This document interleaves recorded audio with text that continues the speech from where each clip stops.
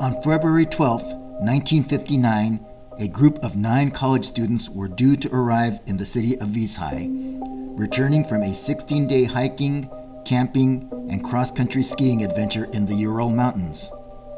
The students were all experienced outdoorsmen and were all members of the hiking and ski club. When the group failed to arrive on the 12th, there was no immediate cause for great concern, as delays of a few days are common on such expeditions. On February 20th, when the group still hadn't arrived, search and rescue groups set out looking for them. By February 23rd, the search efforts expanded and the military became involved.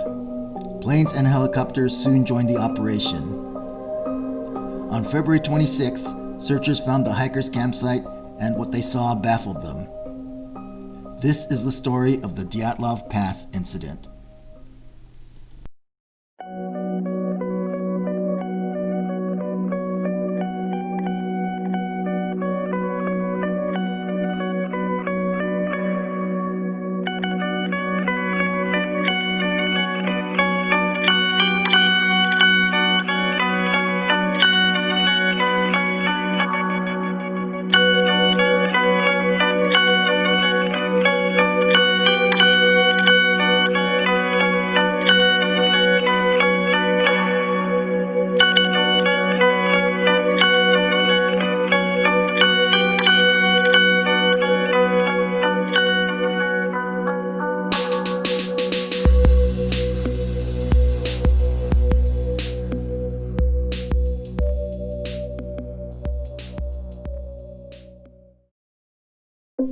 Early in 1959, Igor Dyatlov, a 23-year-old engineering student at the Ural Polytechnical Institute, assembled a group of fellow students to participate in a 16-day hiking, camping, and skiing excursion in the Ural Mountains. The group of 10 college students consisted of 8 men and 2 women who were all experienced grade 2 hikers and were all members of the university's hiking and ski clubs. On the morning of January 25, 1959, the group arrived by train to the town of Ural. From there, the group boarded a truck which would take them on to the city of Vizhai. On January 27th, the group of 10 hikers set out on their 16-day journey into the wilderness of the Ural Mountains. The next day, 21-year-old Yuri Yudin, who had been suffering from rheumatism, turned back due to severe knee and joint pain. The remaining 9 hikers continued on their trek into the wilderness. Diaries and cameras which were found at their last campsite helped make it possible to document and track the group's journey all the way up to the day before the incident. On January 31st, the group made it to a clearing just before reaching the pass. This was a particularly difficult part of the hike, but the group was confident they could manage it. The plan was to hike over the pass and set up camp on the other side of the mountain before nightfall. The next morning, the hikers got an early start and began their trek through the pass. The weather quickly began to worsen, and after taking a wrong turn due to poor visibility, the group ended up on the slopes of Kholat Sakal, which when translated into English literally means Death Mountain. When the group realized their mistake, and with darkness soon to be upon them, they decided to set up camp on the slope of the mountain. This was the point where the diary entries had ended. On February 26th, when rescue workers finally discovered the group's campsite, what they found baffled and confused them. The tent the group was sheltering in was found collapsed, and strangely, the tent was sliced open from the inside. The footsteps of all 9 hikers were found leading away from the tent in an orderly single-file manner down the mountain. This raised questions among the rescuers. Why would the group be in such a hurried and panicked state to slice open their only protection from the elements, but then calmly walk single file down the mountain?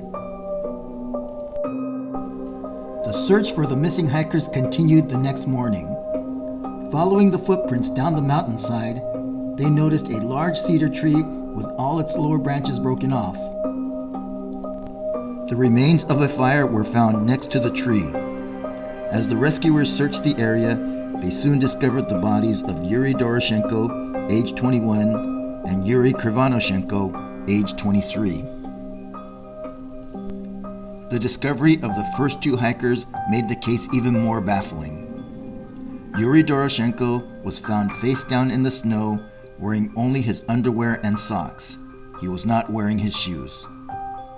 He had suffered burns on his head and his foot, and his body was covered with bruises and scratches, while his mouth, nose, and ears were covered with blood. Despite these odd injuries, Yuri Doroshenko's cause of death was determined to be hypothermia. Yuri Krivonoshenko was found lying next to Doroshenko. He was wearing only a t-shirt and a single sock. His body was also bruised, and he had suffered burns on his legs, hands, and feet. He had bitten off a piece of his own hand, which was found in his mouth. His cause of death was also listed as hypothermia. The searchers next found the body of Igor Dyatlov, age 21 and leader of the group. His body was found lying in the snow with both hands tightly clenched into fists. He had scrapes and bruises on his body, and his face was badly bruised, and he was missing teeth. Dyatlov's death was listed as hypothermia. It appeared by the positioning of his body that he was trying to return to the campsite. The next to be found was the body of Zenaida Kolmogrova. She was one of two female hikers in the group. She was wearing several sweaters and heavy pants with socks and shoes. Both her hands were scratched and bruised.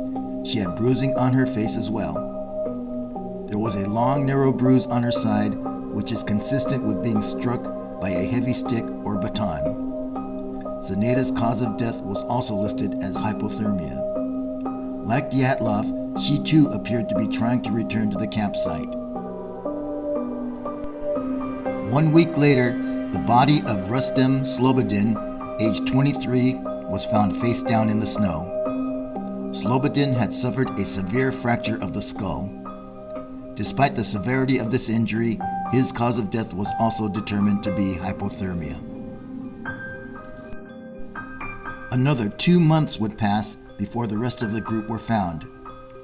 Their bodies lay in a ravine 250 feet farther into the woods, buried under 12 feet of snow. Nikolai Brignole, age 23, was found with bruises on his face and a severely fractured skull. Unlike the others, his shattered skull proved to be the cause of his death. Lyudmila Dubunina, age 20, the other female hiker of the group, was found draped over the upper edge of the ravine. Her eyeballs and lips were missing, revealing her teeth and empty eye sockets. She had several broken ribs and had suffered massive internal bleeding. Further examination of her body also revealed that her tongue was removed. Her death was found to be caused by chest trauma and severe internal bleeding. Semyon Zolotaryov, age 38, was also found with his eyeballs missing. He too had several broken ribs and had been struck on the back of the head, leaving a large gash. Despite the extent of his unusual injuries, his death was determined to be caused by hypothermia. Alexander Kolovetov, age 24, was found with a large gash behind his right ear. He had also suffered a broken nose and was missing tissue above his eyes, exposing his skull in that area. His cause of death was listed as hypothermia. In addition to the bizarre circumstances of this case, the hikers' clothes had tested positive for trace amounts of radiation. The cause of this mysterious radioactivity has never been determined. What could have possibly caused 9 experienced hikers to panic, destroy their own shelter, and end up in the wilderness in sub-freezing temperatures without proper gear and suffering such horrific injuries.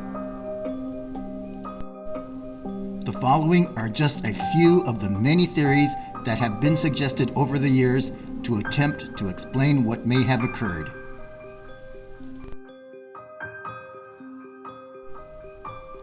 This theory proposes that the indigenous Mansi tribe, who were reindeer herders and local to the area, had attacked and killed the hikers for trespassing upon their lands.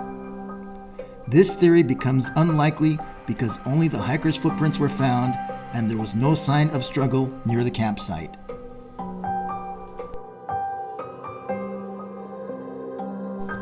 Our next theory proposes that the group had been caught in an avalanche. This may explain why the tent had been sliced open from the inside and could possibly explain the horrific injuries. Realistically, however, there was no indication that an avalanche even occurred in the area.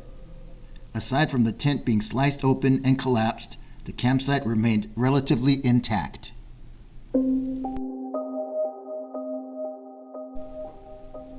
Although this theory may seem a bit far-fetched, this photo was taken by one of the recovered cameras from the campsite. The picture allegedly shows the image of an almas, a Bigfoot-like creature said to inhabit the wilderness regions of the Ural Mountains. Others say it looks more like one of the hikers dressed up in snow gear. However intriguing this photo may be, no sign of any Bigfoot-like footprints were found, and again, no signs of a struggle was present.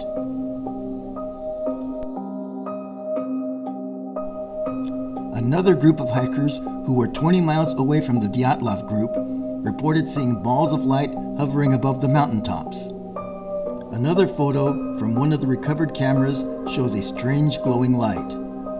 Could one of the hikers have captured the image of a UFO? This could explain the lack of other footprints and the unexplained radiation. Although this also seems a bit far-fetched, with the lack of additional evidence and no other reasonable explanations brought forth, this theory does seem a bit plausible.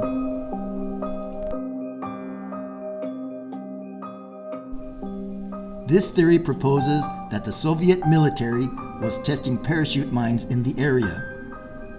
Parachute mines are bombs which are dropped from planes that slowly drop towards the earth, detonating while still in midair. It is possible that the hikers, upon hearing the explosions, fled their tents in a shoeless panic, some ending up freezing to death while others were killed by the concussions caused by the bombs. Perhaps radiological weapons were tested as well, giving explanation to the radioactivity found on their clothes. This theory also coincides with the reports of lights sighted over the mountaintops. Records indeed show that parachute mine exercises were being conducted by the Soviet military. However, they deny being in the area of the hikers and also deny conducting radiological weapons tests.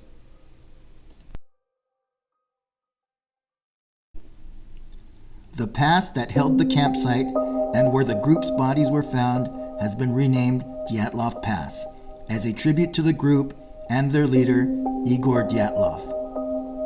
With so many unanswered questions and so much conjecture and theory as to what may have happened to the 9 experienced hikers, the Dyatlov Pass incident has come to be known as one of the world's greatest mysteries.